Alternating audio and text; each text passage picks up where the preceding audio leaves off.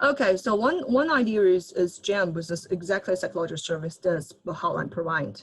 I think it's right. One thing is, of course, we can offer basic, but powerful empathy and listening, active listening, empathy towards, emotional support towards the people who cause.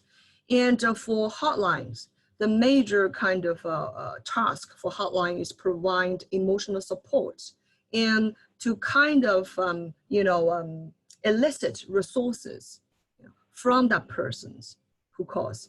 And we firmly believe that every people in this planet has their own resources, and you can mobilize your resources to combat, this kind of crisis. So the major concern for the hotline provider is to elicit, resources, protective factors from this, the caller, the people who call. So this is not only talk, but we may provide kind of, also we may provide direct advice or some basic information. And early callers, a lot of them have concerns about COVID-19. And we found that they probably do not get enough knowledge about COVID-19. So we also provide information about that, right? And of course, there are a few of them, they were really in crisis. I mean, they are attempting suicide.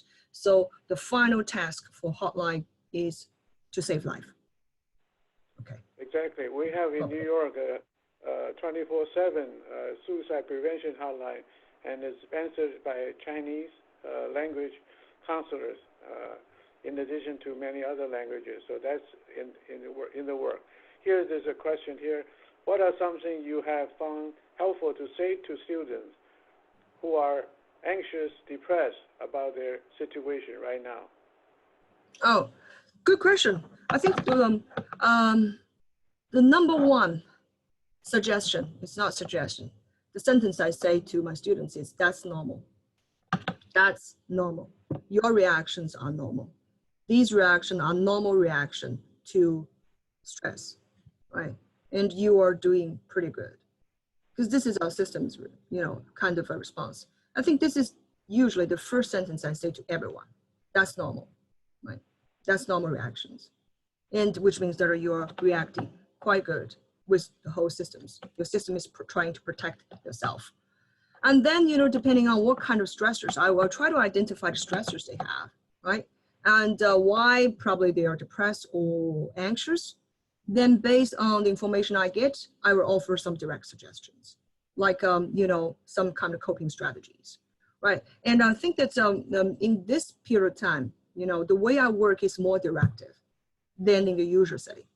So I will directly offer some suggestions, advice. Of course, they can reject them, but as a way to increase the flexibility of their, internal kind of work, internal world, right? So you offer more perspectives and they can take it, right? So I kind of expand their visions, because when you were in crisis, usually you had this kind of tunnel visions, right? Your kind of perspectives shrinked.